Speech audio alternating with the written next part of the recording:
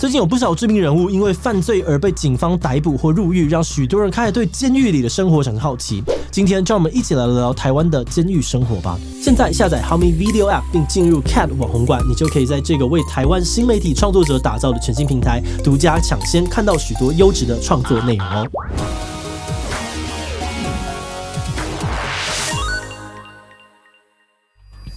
Hello， 大家好，我是志奇。每次在重大案件发生的时候呢，大家都会很关注犯人会不会关多久，因为对许多人来说，坏人就应该关越久越好，这样才算是有惩罚到坏人。但也有很多人说，现在坐牢根本不辛苦，甚至比当兵还要更爽。但实际状况到底是如何呢？今天我们就是希望跟大家一起来了解一下台湾监狱的状况，并借此来思考监狱有没有用的问题。只不过在看之前，先让我们进一段工商服务时间。台湾第一场专门为 YouTube 影音创作者举办的年会 FitCom 即将登场喽！不管你是刚踏入 YouTube 圈，还在努力杀出重围，或者是已经有点成果，正在思考变现或其他问题的创作者这场年会都会帮助你突破困境，明确的知道下一步要怎么走。这场年会由台湾新媒体影音创作者协会主办串联了多位顶尖创作者，一起分享他们在内容策略、个人发展、影音趋势以及商业洞察的经验和观点。除此之外呢，协会还邀请到 YouTube 官方代表和 Press Play 为大家提供最准确的平台动向和建议。那如果你还不是创作者，但正在准备入行或者是有兴趣了解，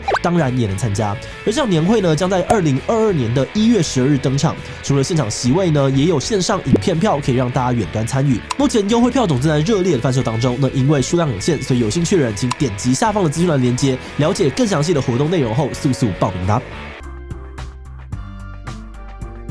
目前在台湾真的被称为监狱的地方总共有30间，大约收容了约47000多名的受刑人。只不过比较少人知道的是，台湾的监狱其实还是有分不同类型的。首先，一般监狱呢就会分成男子监狱跟女子监狱，而再来呢还有专门给未成年受刑人的监狱。而这种监狱呢也被称为学校，全台只有4间。而在这些被称为学校的监狱里面，会提供高中、高职、国中、国小的学程，主要是希望未成年的受刑人可以继续的接受正规的教育。期许他们在未来有能力改过自新，适应社会的生活，达到校正的目标。而最后呢，还有一种最特别的监狱叫做外役监狱。这种监狱呢是没有围墙的，而所谓的牢房呢也长得跟一般的民宅非常类似。那虽然受刑人每天都还是要做监狱指派的工作，但因为可以自由的在园区内走动，跟家人见面的时间也比较长，因此呢常常被认为是最爽的监狱。但是会有这种监狱存在并不是想让特定的犯人过得比较爽，而希望受刑人可以在管理非常严格的一般监狱到完全自由的正常社会当间呢，可以有一个过渡的阶段，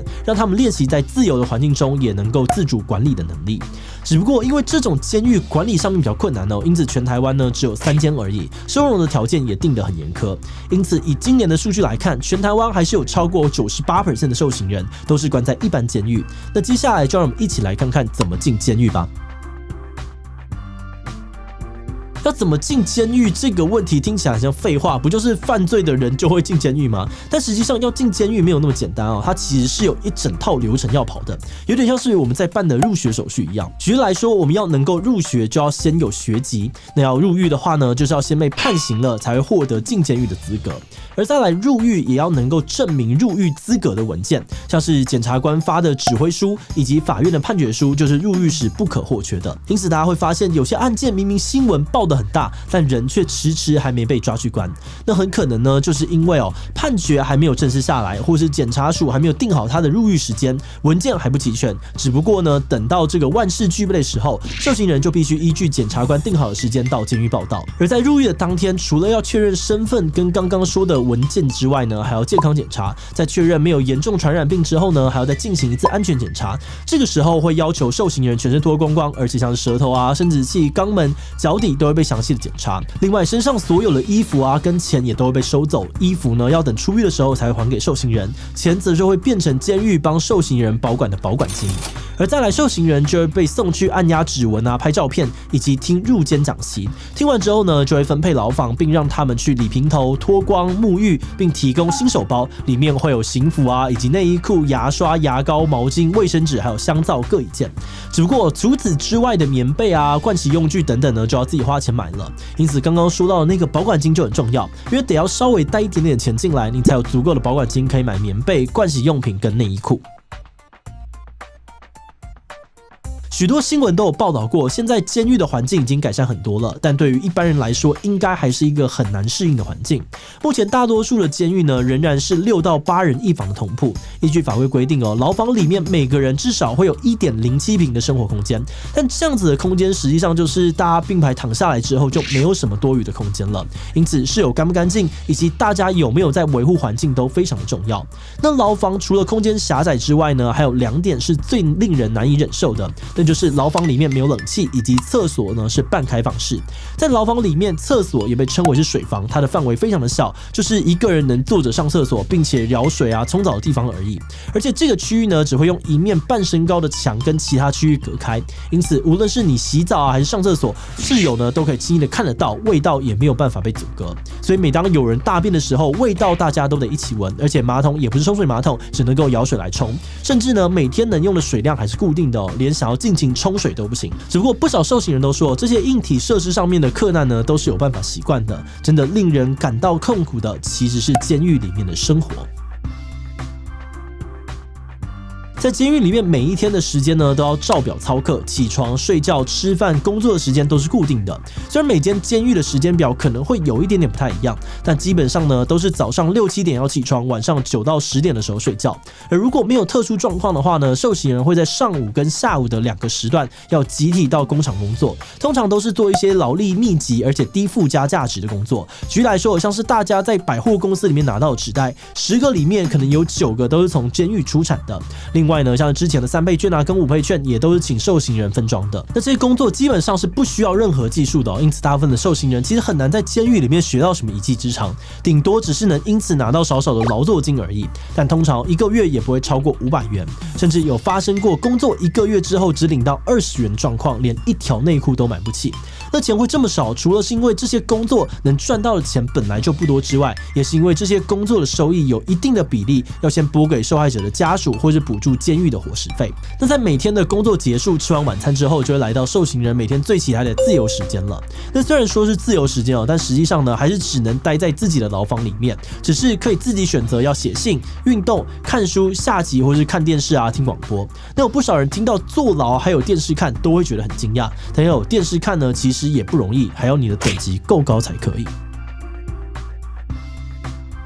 在监狱里面，受刑人会被分成4个等级。基本上呢，大家刚进监狱的时候都是第4级。但如果平常呢有好好表现，管理员有给成绩分数的话，才会慢慢的往3级、2级、1级前进。那不同等级呢，可以假释的机会、跟家人会面的次数以及能买的东西都会不太一样。像是我们刚刚讲到的这个掌上型电视机，就要3级以上的受刑人才能买。因此，对于受刑人来说呢，晋级是很重要的。只不过根据犯的罪是什么、被判了多久、是不是累犯等等呢，每个人的晋级难度也会有不同。举例来说，如果刑期被判不到1年的话呢，要从第4级到第3级可能只需要18分；但如果是被判无期徒刑的话呢，要从第4级到第3级就可能需要504分。只不过在监狱里面，除了等级很重要之外，有没有钱也非常的重要。在监狱里面，如果你有钱的话，生活品质还是会好很多的。以刚刚的掌上型电视机来说呢，买一台就可能要花到4、5千块。所以如果受刑人家境不好，只能够靠劳作金慢慢赚钱的话，有可能坐牢2、3年了都还买不起电视。但买不起这些娱乐产品都还算还好哦，如果连日常用品也买不起，那就真的麻烦了。我们开始有讲到呢，一进监狱发的这个新手包里面的东西都只有1份，所以如果像是牙膏啊、卫生纸用完了，或者是内衣裤不够的话呢，都要自己再花钱买。那如果你一开始进监狱的时候没有带钱，没有保管金，劳作金又赚得不够，家人也没有办法寄钱给你的话呢，那就只能够自己想办法了。像是有些人呢，就会用帮有利人士洗内衣裤，再让对方家人再把工钱呢寄到保管金账户，又或者是因为监狱有限制，每人每天只能买10支香烟，有些人呢也会把自己的额度借出去，以此来交换日用品。因此，就算是在监狱里面呢，也还是有贫富差距。家人有办法固定汇钱的受刑人，生活会好很多。但根据统计哦，进到监狱的受刑人呢，其实有很高的比例家境都很清寒，因此过得苦哈哈的受刑人其实是蛮多的。这让许多人感慨的说，就算进到监狱里面了，真正受罪的其实还是穷人。大家在看完上面对于台湾监狱的介绍之后，觉得入狱的生活如何呢？曾经有受刑人分享说，他在狱中的生活可能真的不算辛苦，但却很痛苦。除了我们刚刚讲到的狱中也还是有贫富差距啊，或是权力差异的问题之外，更让他们痛苦的其实就是不自由的生活以及毫无意义的时间。许多被关过的人都说过，在坐牢的时候呢，大部分的时间都是没有意义的。基本上呢，他们做的每一件事情都只是在消磨时间，他们真的在虚度光阴。因此，很多人都说，监狱真的是他们一生最不想去的地方。那些我们曾经在新闻当中看到，能够真的学到技能的课程，或是能够协助预先适应监狱外生活的外役监狱，其实都是极少数受刑人才能够使用到的资源。那些再犯率高，或是本身条件不好的受刑人，反而很少有机会让自己在狱中变好。我们自己对于这样子的状况呢，也感觉到很矛盾。在感情上面，我们会觉得做错事的人去感受这种等级的痛苦，感觉很合理。但从理性上面思考的话呢，又会想到，大部分的受刑人总有一天要回归社会。如果他们在监狱里面只有受苦，但却很难变好，学到一技之长，那等到他们出狱之后，会不会还是很容易再次犯罪呢？所以我们觉得，除了惩罚之外，监狱要怎么强化校正的功能，也是另外一个很值得思考的问题。那最后也想来问大家，你觉得对于监狱来说，是惩罚重要还是校正重要呢？